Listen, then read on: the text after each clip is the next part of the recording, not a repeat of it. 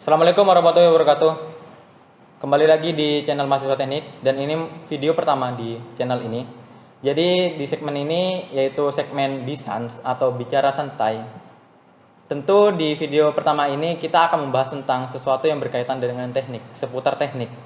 Ya jelas lah channel tentang teknik, masa kita nggak tahu sih teknik itu apa.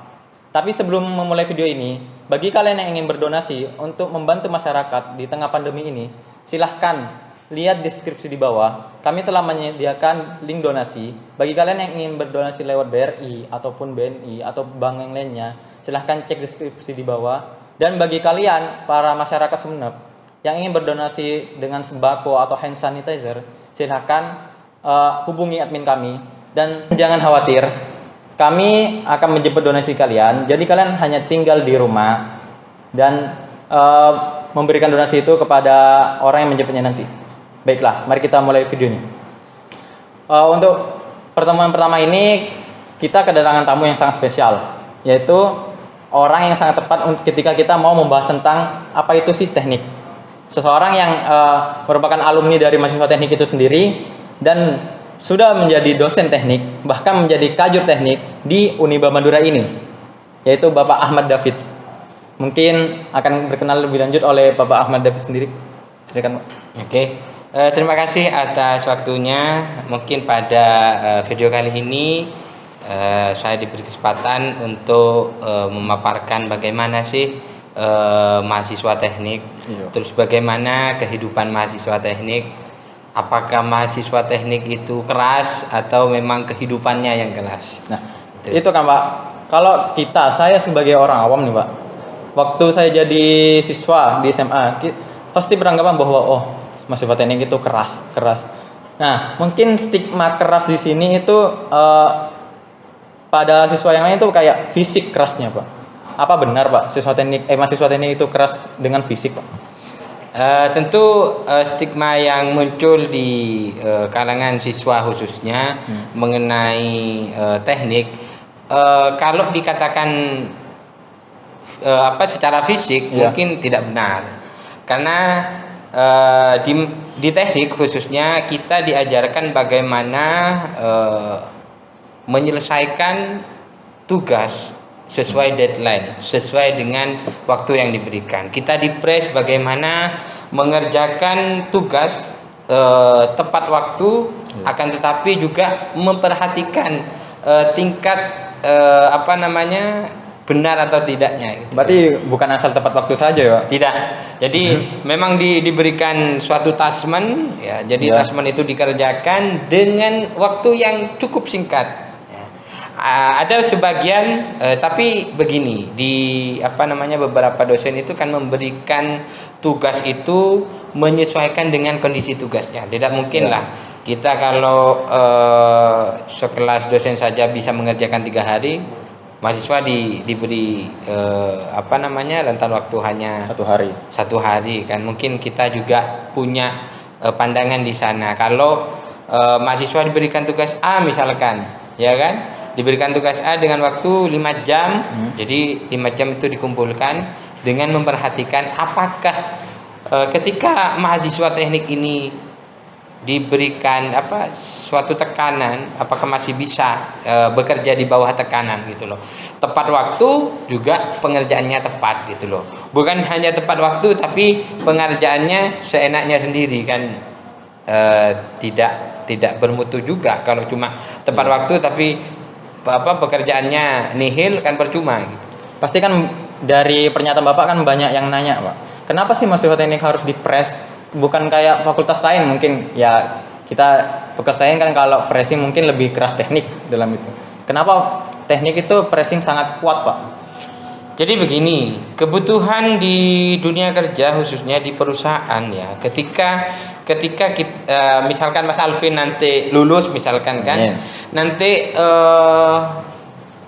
tidak serta-merta masuk perusahaan enak santai dalam bekerja kan, tidak mungkin. Jadi pasti diberikan suatu pekerjaan di bawah tekanan. Makanya di beberapa persyaratan, di kualifikasi mampu bekerja di bawah tekanan. Jadi di sana, kenapa mahasiswa teknik itu harus cepat dan tepat. Bukan hanya cepat, tapi harus tepat gitu loh. Jadi di sana dilatih mulai semenjak jadi mahasiswa gitu loh. Berarti membiasakan diri. Membiasakan diri bekerja di bawah tekanan. Arti kerasnya di sana. Bagaimana otak kita bekerja luar biasa untuk menyelesaikan pekerjaan sesuai dengan deadline yang diberikan gitu loh. Makanya ketika sudah masuk perusahaan kita tidak kaget gitu. Berarti ala bisa karena biasa gitu ya? Iya, benar. Nah, selanjutnya ya ada pertanyaan Pak. Kalau di teknik itu kan mayoritas laki ya, laki-laki lah Pak. Jarang ada perempuannya Pak. Nah, bagaimana apakah perempuan itu juga cocok sebenarnya Pak di teknik? Menurut Bapak sendiri? Sebenarnya begini, kalau masalah perempuan cocok atau tidak, justru yang berkembang sekarang kan kalau program studi di teknik khususnya. Jarang mahasiswa perempuannya kan begitu. Jarang. Bahkan di fakultas teknik perempuan itu menjadi primadona yang luar biasa yang harus dilestarikan kan begitu. Jarang-jarang. Karena begini, paradigma yang muncul di kalangan siswa khususnya yang baru mau masuk ke perguruan tinggi itu sudah muncul stigma-stigma yang beranggapan bahwasanya teknik itu keras dan luar biasa sehingga keinginan untuk masuk teknik kayaknya tidak mungkin karena perempuan itu kan bekerja itu kan dengan hati. Terkadang dengan perasaan gitu loh. Ketika diberikan tugas sedikit baper nanti misalkan ini cuma misalkan. Jadi banyak orang-orang yang beranggapan bahwasanya di teknik itu kalau teknik mesin pasti kerjaannya sepeda motor misalkan. Kalau teknik komputer kerjaannya memperbaiki komputer, tidak. Itu harus ditanda kutip gitu loh. Berarti salah kaprah kan? Salah kaprah. Terus bagi siswa-siswi khususnya yang di seluruh Indonesia lah, yang saya katakan bahwasanya teknik itu memiliki tradisi yang luar biasa. Kenapa saya katakan sedemikian? Nanti ketika kalian ada di Sivitas Akademika Teknik khususnya, kalian akan menemukan suatu peradaban yang luar biasa mengajarkan bagaimana kerasnya hidup, bagaimana kerasnya berjuang, bagaimana kerasnya mencapai suatu tujuan. Gitu loh. Jadi di sana siswa-siswi khususnya siswi yang beranggapan bahwasanya teknik itu keras, jangan, itu harus digarisbawahi oleh kalian. Keras dalam artian menumbuh kembangkan karakter teknik khususnya. Jadi kalau bertemu dengan orang-orang teknik kan bisa dibedakan antara mahasiswa teknik dengan mahasiswa di fakultas lain, sangat mencolok di sana. Ketika diberikan suatu pekerjaan itu misalkan deadline-nya besok pasti selesai. Ada juga Pak anggapan dari masyarakat awam nih Pak, yang underestimate kepada lulusan teknik. Kadang misalnya kita teknik informatika paling mentok-mentok jadi tukang jaga warnet mungkin, teknik mesin paling jaga bengkel atau apa. Nanti kalau misalnya teknik yang lainnya, teknik elektro paling masuk PLN atau yang lainnya. Mungkin banyak yang underestimate bahwa kita itu hanya pekerja kasar atau pekerja lapangan. Mungkin Bapak bisa meluruskan itu. Oke, begini. Sebenarnya beberapa anggapan mengenai lulusan itu bergantung proses dari mahasiswanya sebenarnya, ya. Artinya kalau kita melihat beberapa lulusan engineer, saya rasa sudah mampu memberikan perubahan-perubahan, ya.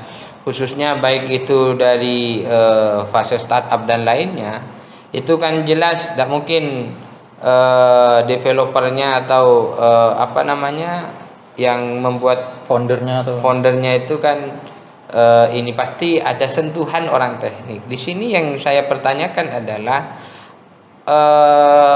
seberapa besar atau seberapa keras berproses di teknik. Kalau hanya jadi mahasiswa hanya menggugurkan kewajibannya sebagai mahasiswa, saya rasa kan apa yang diperoleh? Karena kalau kuliah teknik itu ketika kita misalkan masuk teknik informatika, kita harus benar-benar masuk dan terjun, harus berproses, cari beberapa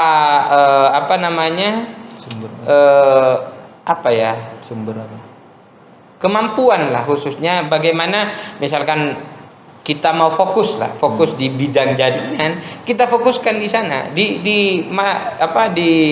ketika di kampus khususnya kita sudah punya dasar. Artinya kalau kita hanya menggugurkan kewajiban, kita misalkan mahasiswa teknik informatika, tapi ketika kita lulus memperoleh gelar Eskom, kan tidak bisa pemrograman, kan itu kan beban, sebenarnya beban moral.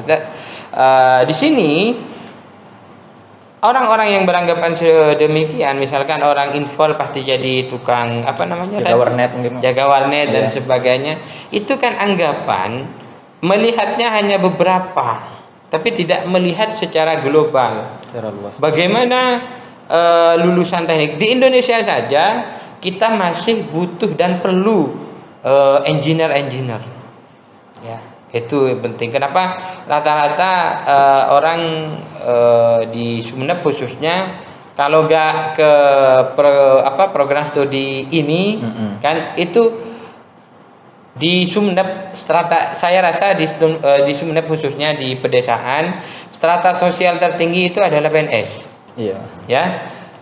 Strata sosial tertinggi itu adalah PNS. Kalau cuma misalkan jadi manajer di ini, pasti kalah masih ke ke PNS. Jadi ini yang sudah mulai harus dihapus gitu loh. Mulai diluruskan gitu loh. Anggapan-anggapan sedemikian gitu loh.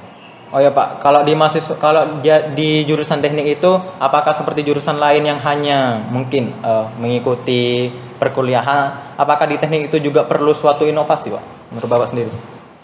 Jadi begini, kalau kultur saya meluruskan ya biar tidak ada senggolan dari beberapa prodi lain di luar teknik. Jadi kalau kultur itu setiap prodi, khususnya di semua prodi, entah itu teknik, sosial ataupun ekonomi dan sebagainya, mereka itu punya kultur sendiri. Nah, tapi keunikannya di teknik itu kita ada hal tersendiri yang beda, dan itu adalah poin pentingnya ya. Kalau kalian melihat beberapa prodi lain, misalkan salah satu prodi lah dengan beberapa tujuan atau hal yang ingin dihendak selama menempuh program studi, mungkin di teknik kan beda. Iya. Di semester ini kita harus mencapai apa yang harus diperoleh.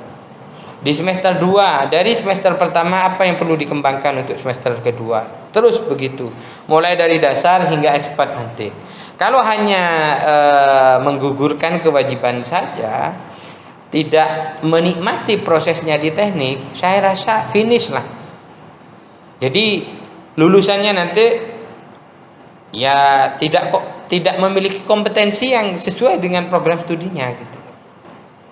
Jadi kalau dikatakan inovasi dan lainnya, mungkin semua prodi itu punya kultur lah, tapi di teknik ada hal yang unik di sini, mulai dari kehidupan dalam kampus ataupun kehidupan di luar kampus. Solidaritas mahasiswa teknik itu luar biasa. Salah satunya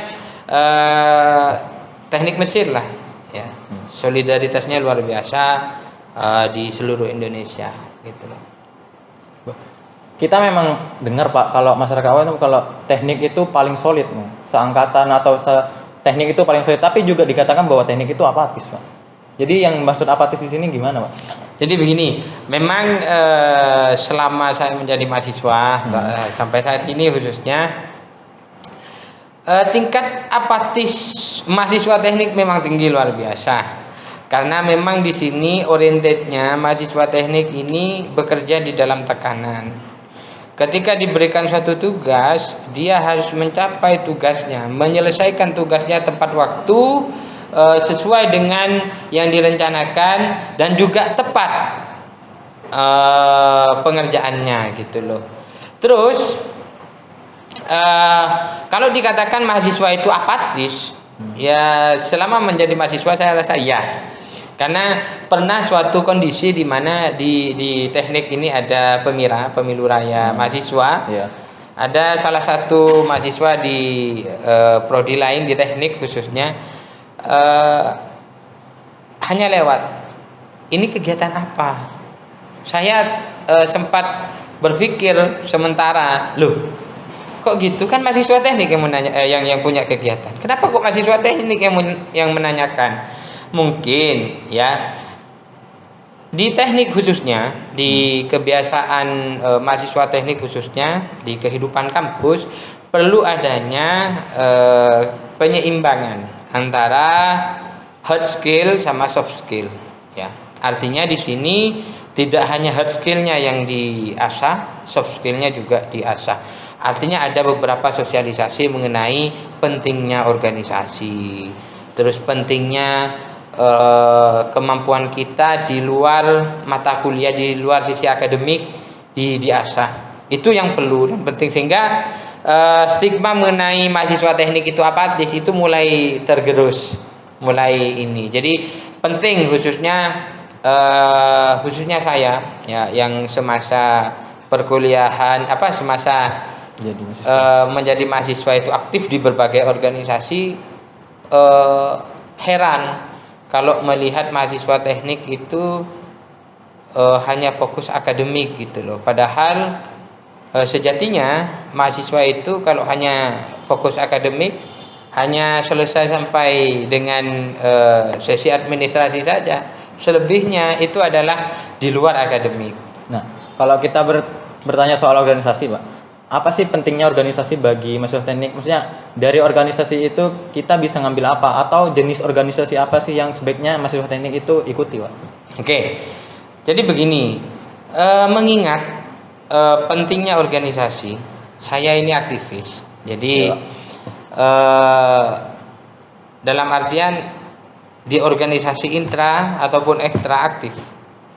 Di sini yang menjadi momok di mahasiswa teknik, khususnya di mahasiswa teknik itu mahasiswa yang mengatakan antipati terhadap organisasi, misalkan organisasi intra ataupun organisasi ekstra, ada yang beranggapan bahwasanya ketika ikut organisasi maka ancamannya itu adalah nilai akademik kita akan finish, bukan turun lagi, finish.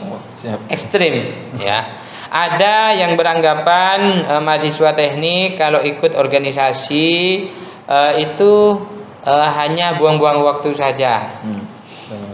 Di sini saya perlu menyampaikan kepada seluruh mahasiswa khususnya, baik itu yang mau masuk ataupun sudah ada di lapangan, bahwasanya pentingnya organisasi ini menjadi hal yang fundamental khususnya di semua program studi, bukan hanya di teknikal organisasi itu. Ketika kita masuk organisasi, ya kita misalkan Mas Alvin lihai sisi pemrograman dan sebagainya. Bagaimana ketika nanti Mas Alvin dituntut untuk menyampaikan ide atau gagasan kreatifnya Mas Alvin nanti? Saya rasa tingkat kegugupannya kan luar biasa nanti. Kalau belum pernah menyentuh berhubungan dengan masyarakat, belum pernah berinteraksi sosial, kan di sana sebenarnya. Di samping itu banyak hal yang perlu dipelajari oleh mahasiswa teknik khususnya di dunia organisasi. Baik itu bagaimana cara berinteraksi sosial, bagaimana cara kita berpolitik khususnya di tataran mahasiswa. Sistem perpolitikan itu sudah mulai ada, karena itu adalah pembelajaran sejak dini. Agar apa? Ketika kita tidak pernah tahu akan politik, ya kita akan jadi dedengkot saja, gitu loh. Kenapa, Pak? Kok politik itu menjadi penting bagi mahasiswa itu sendiri, Pak? Karena mau tidak mau di mahasiswa teknik khususnya ini, ketika berbicara politik itu acuh tak acuh. Bahkan ada beberapa aliran yang anti ormek, misalkan anti organisasi, yang penting kuliah gitu, ekstra misalkan, itu yang harus dihapuskan gitu loh. Kenapa saya katakan sedemikian? mahasiswa yang anti ormek ini masih belum mendalami pentingnya organisasi, baik itu intra ataupun ekstra. Mungkin banyak mahasiswa teknik yang beranggapan bahwa kan lebih baik kita mengembangkan diri sendiri. Jika kita pengembangan diri sendiri kan kita bisa gunakan untuk berbagai macam hal. Jadi kita tingkat diterima di perusahaan itu kan juga tinggi karena kita memiliki berbagai macam skill yang kita kuasai dengan pengembangan diri daripada kita menghabiskan waktu kita untuk di ormek itu. Mungkin Bapak bisa meluruskan anggapan yang begini. Jadi begini Mas Alvin, berkenaan dengan kenapa sih kok nggak hard skillnya saja? Iya. Kok itu kan lebih menguntungkan pada diri kita ketika kita mau ke perusahaan. Jadi begini, di samping kita upgrading hard skill kita, soft skill ini jangan ditinggalkan. Soft skill ini berkaitan dengan bagaimana pengembangan karakter organisasi kita, cara berorganisasi, cara berinteraksi sosial itu penting. Karena di sini pentingnya organisasi dalam kehidupan setelah atau pasca perkuliahan, pasca kalian lulus, saya rasa semuanya butuh teamwork.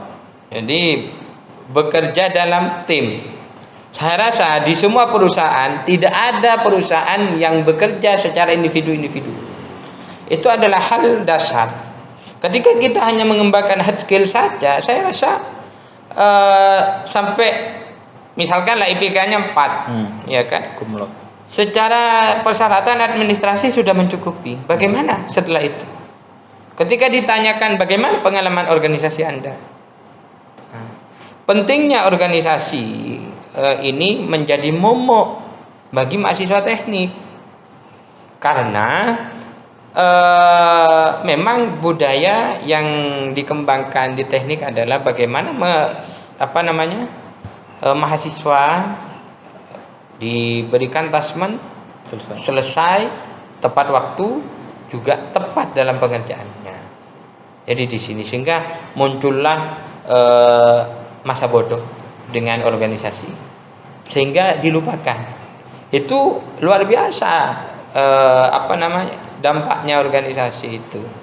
Kalau pertanyaannya Mas Alvin tadi, kenapa harus ormek? Jadi kalau di dalam kampus kita sudah lintasannya adalah bagaimana mengembangkan interaksi sosial antar organisasi di dalam kampus. Ya lingkupnya di dalam kampus saja. Tapi ormek ini bagaimana belajar kita mencari relasi. Bagaimana membangun relasi? Karena keberhasilan seseorang itu tidak hanya ditinjau dari sisi akademik. Bagaimana? Bisa saja Mas Alvin nanti sukses dari temannya karena temannya menawarkan sampean pengen jadi manajer. Ini ketika kalian membangun relasi tidak bisa kita hanya face to face mau membangun, tapi bagaimana kita berinteraksi sosial di organisasi. Cuma begini juga, kalau kita hanya numpang nama di organisasi ya tidak ada hasilnya juga sebenarnya. Karena organisasi itu adalah wadah pengembangan diri. Ya, ini saya rasa titik fokusnya tetap bergantung kepada mahasiswa atau orang yang ada di dalam organisasi tersebut. Apakah mau berproses, apakah mau mencari relasi, atau apakah mau mengembangkan diri sendirinya gitu. Kalau misalnya ada mahasiswa ini yang beranggapan, kalau saya nggak nyari relasi di ormek gimana? Kalau saya nyari di tongkrongan atau di apa? Kan itu kan juga banyak daripada di ormek. Mungkin banyak yang beranggapan juga seperti itu. Dan mungkin karena mereka itu juga belum tahu apa sih yang relasi seperti apa sih yang ditawarkan oleh ormek yang seperti ini. Jadi begini. Ada sebagian yang beranggapan memang kita kan sudah sering ngopi, iya. Bahkan kita ngopi sambil cari relasi dan sebagainya. Itu sebagian karena kita tidak punya pengikat. Ya, saya tanya lah Mas Alvin, misalkan lebih erat mana Mas Alvin dengan kakak adiknya? Iya. Sendiri dengan kakak sepupunya. Tentu dengan saudara kandung. Itu karena ada ikatan darah, keluarga, darah. Sama seperti organisasi. organisasi A misalkan, kamu ada di dalamnya, tiba-tiba salah satu anggota organisasi ini mengalami misalkan perlakuan yang tidak baik, saya rasa kamu tidak mungkin memerhatikan orang di luar organisasinya, karena sudah ada hubungan darah organisasi lah di dalamnya itu. Jadi sama halnya sedemikian. Kalau kalian misalkan fans saja, kita nyari di warung kopi sah-sah saja.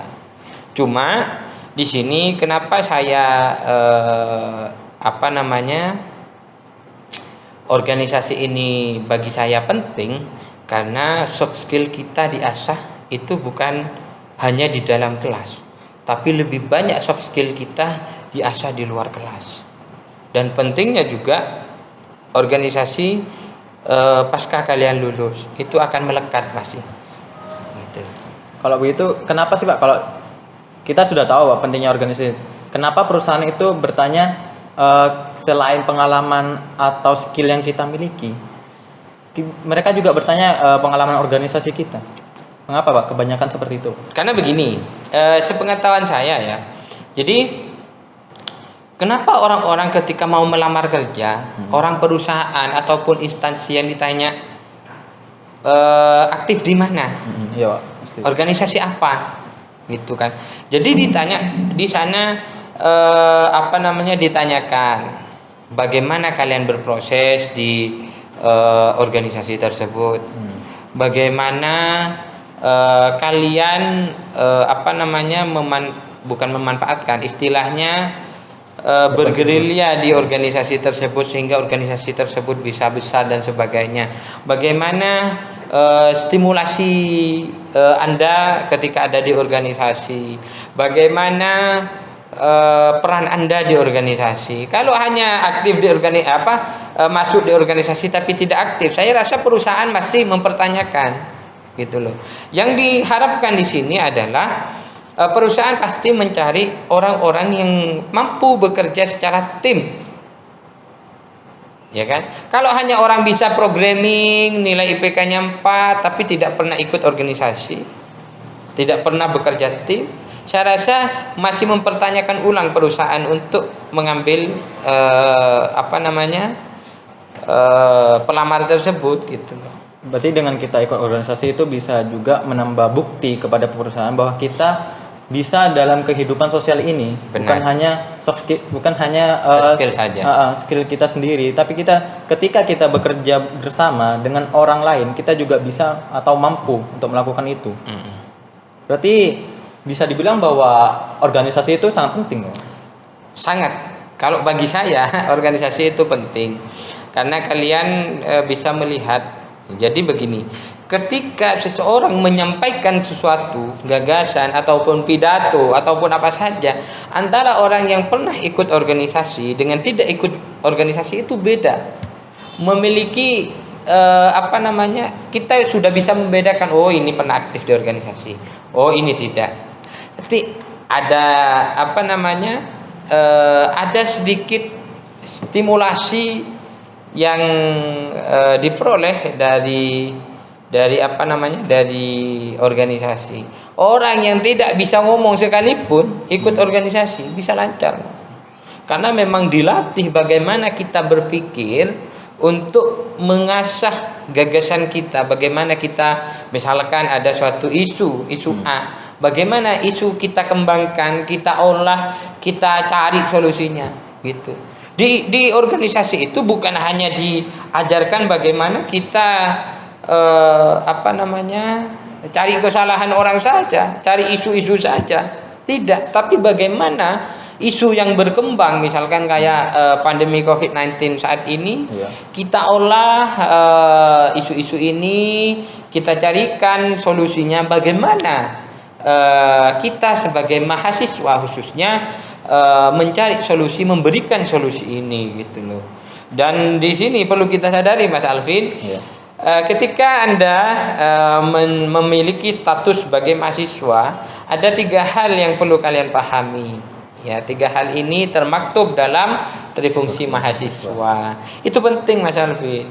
Makanya salah satu komponen itu adalah agent of change. Bagaimana kita sebagai mahasiswa, sebagai agen perubahan memberikan stimulus-stimulus atau solusi-solusi untuk perkembangan negara kita gitu.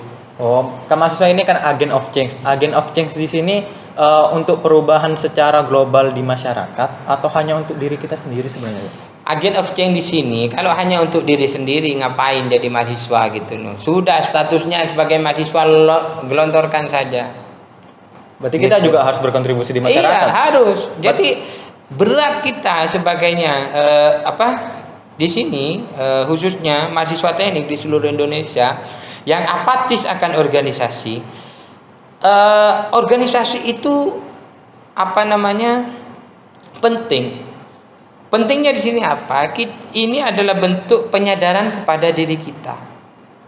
Bagaimana mengimplementasikan trifungsi mahasiswa. Kalau kita tidak bisa memberikan perubahan terhadap masyarakat, kehidupan berbangsa dan bernegara, khususnya memberikan sumbangan solusi untuk perkembangan negara kita dari kita negara berkembang menjadi negara maju, ngapain kita punya status sebagai mahasiswa gitu loh. Berarti salah satu cara agar kita menjadi agent of change dan mewujudkan trifungsi mahasiswa, kita ikut organisasi itu. Salah satunya itu adalah mobilitasnya. Salah satu cara mungkin ya, Pak. Benar. Nah, dan organisasi nih, Pak. Karena macamnya organisasi itu banyak, Pak. Visi dan misinya pun berbeda-beda. Nah, yang cocok untuk cara menentukan bahwa organisasi ini cocok untuk saya itu bagaimana sih? Organisasi yang jelas, setiap organisasi baik intra ataupun ekstra itu punya visi dan misi dan tujuannya masing-masing, ya. Saya rasa itu penting. Nah, di sini kalau ditanyakan kira-kira yang cocok untuk si A, organisasi apa? Sekali lagi, organisasi itu ada yang berbasis minat dan bakat dan minat. Organisasi itu ada yang berbasis sosial masyarakat, banyak, ya kan? Kalau yang bergantung bakat dan minat bisa ikut UKM olahraga, misalkan UKM fotografer, yang misalkan minatnya ke fotografer. Kalau yang organisasi untuk sosial masyarakat, misalkan ada misalkan ikut Karang Taruna di rumahnya, misalkan, atau di dalam masyarakat ikut Mapala atau lainnya yang berkaitan dengan sosial masyarakat. Ada yang orientasinya sudah tingkat keumatan, ya kan? Keagamaan mungkin ya, Pak. Keagamaan ataupun organisasi-organisasi mahasiswa lainnya, misalkan ada PMII, HMI ataupun GMNI dan lainnya. Itu kan sebenarnya sudah ada faknya masing-masing. Mereka itu sudah punya tujuan masing-masing. Si A organisasi si A punya tujuan ke A, organisasi B punya tujuan dan sebagainya. Banyak sekali yang informasi yang kita dapat tentang teknik itu. Dari mulai apa sih itu teknik dan kenapa teknik itu keras, anggapan teknik itu keras, dan stigma-stigma yang keliru di masyarakat, dan pentingnya organisasi bagi mahasiswa itu sendiri, yang dimana mahasiswa teknik itu kadang sangat tidak peduli dengan yang namanya organisasi. Dan mungkin terakhir kita mau minta tips kepada Pak David, dan juga sekaligus mau berterima kasih kepada Pak David yang telah meluangkan waktunya untuk berbincang-bincang santai di sini. Kita tahu bahwa Pak David itu orang yang sangat sibuk. Jadi kita berterima kasih lah Pak David sudah mau meluangkan waktunya untuk berbincang di sini.